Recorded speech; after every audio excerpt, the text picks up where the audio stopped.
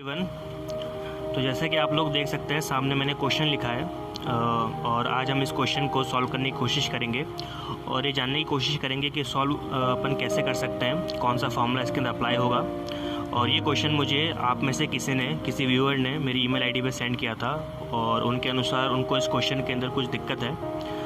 तो चलिए देखते हैं कैसे इसको सॉल्व करते हैं। तो जैसे कि आप क्वेश्चन में देख सकते हैं, the question is write down the Nernst equation of following cell.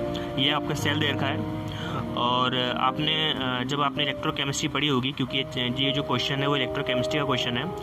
आपने इलेक्ट्रोकेमिस्ट्री चैप्टर के अंदर एक टॉपिक पढ़ा होगा छोटा सा, that is cell representation. Cell representation हमने पढ़ा होगा, जिसके अंदर हमारे पास एक इलेक्ट्रोकेमिकल सेल होता है और उसके जो हाफ सेल्स होते हैं, लाइक एनोड हाफ सेल हो गया, कैथोड हाफ सेल हो गया, और दोनों half cells are connected with salt bridge, ठीक है ना। तो हम क्या करते हैं केमिस्ट्री के अंदर, कुछ टेक्निकल सिंबल्स और टेक्निकल टर्म्स का यूज़ करते हैं for representing any cell, and that methodology is called cell representation. तो यहाँ पे आप देख सकते हैं सामने कि यहाँ पे आपको सेल नहीं देके एक सेल को रिप्रेजेंट किया गया है, और जिसमें आपको पता होगा इसे हम कहते हैं सॉल्ट ब्रिज। ये सॉल्ट ब्रिज का यहाँ पर आपको सिंबल दे रखा है, और सॉल्ट ब्रिज के लेफ्ट हैंड साइड में हमेशा होता है आपका एनोड हाफ सेल और राइट में होता है आपका कैथोड हाफ सेल, ठीक है ना। तो सबसे पहले अपन सेल को समझ लेते हैं कि इसको रिप्रेजेंट करके ये हमको क्या कहना चाहता है। तो अगर आप यहाँ ध्यान से देखें, यहाँ पे पीटी दे रखा है दोनों तरफ, यानी कि पीटी आपका कैटालिस्ट है, और जो सॉल्ट ब्रिज है आपका उसके लेफ्ट हैंड साइड में आपको Br2 और Br- दे रखा है। इसका सीधा सा मतलब ये है कि Br is converting into Br negative by taking electrons, ठीक है ना। और आपको पता ही होगा कोई भी ऐसी प्रोसेस जिसके अंदर स्पीशीज इलेक्ट्रॉन लेकर प्रोडक्ट का फॉर्मेशन करती है, that process is called reduction, क्योंकि ऑक्सीडेशन के अंदर इलेक्ट्रॉन रिमूव होता है। तो this is your reduction process. But in right hand side you can see proton H+ ion also taking electron and converts into H2, so this is also a reduction process. तो generally आपने देखा होगा कि कोई भी अगर electrochemical cell होता है उसमें ऑक्सीडेशन भी होता है, साइमल्टेनियसली रिडक्शन भी होता है, ठीक है ना। बट ये थोड़ा स्पेशल केस है, शायद इसलिए किसी स्टूडेंट को इसमें दिक्कत आई होगी इसको सॉल्व करने में। So we are solving this question by this unique situation.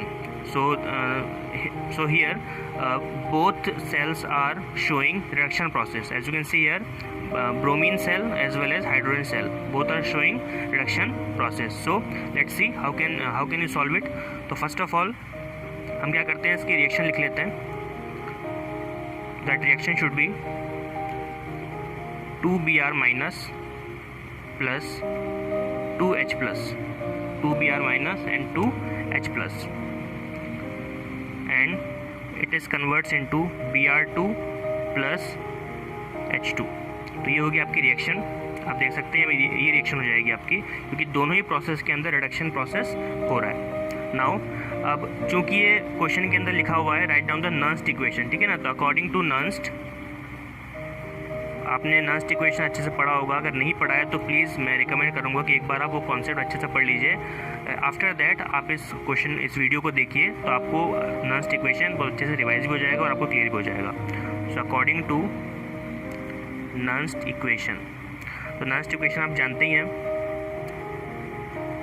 E cell is equals to E naught cell minus 0.0591 upon 2 log 1 upon Br- का होल स्क्वायर एंड H+ का होल स्क्वायर, ठीक है। तो आप देख सकते हैं कि जो मैंने यहाँ पे प्रोडक्ट साइड में 1 लिखा है, क्योंकि आप देख सकते हैं Br2 और H2 दोनों ही आपके क्या है, प्योर कंडीशन में है, और pure condition according to equilibrium आपका 1 के इक्वल होता है, ठीक है ना।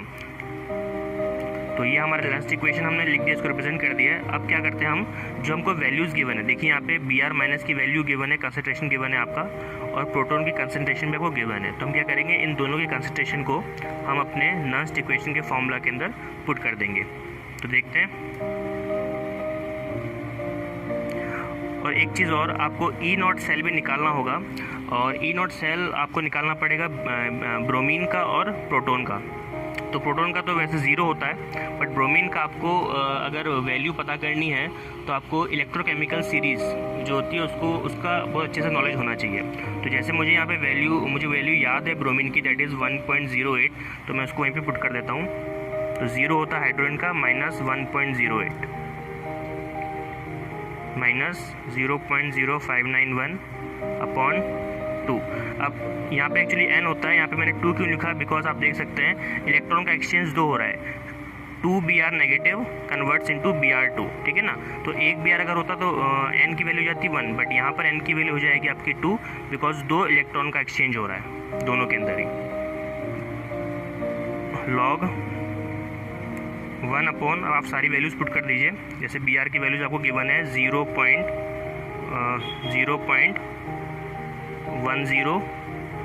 का होल स्क्वायर, और हाइड्रोजन का आपको गिवन है 0.03 इसका होल स्क्वायर, ठीक है। अब इसको सॉल्व कर लेते हैं।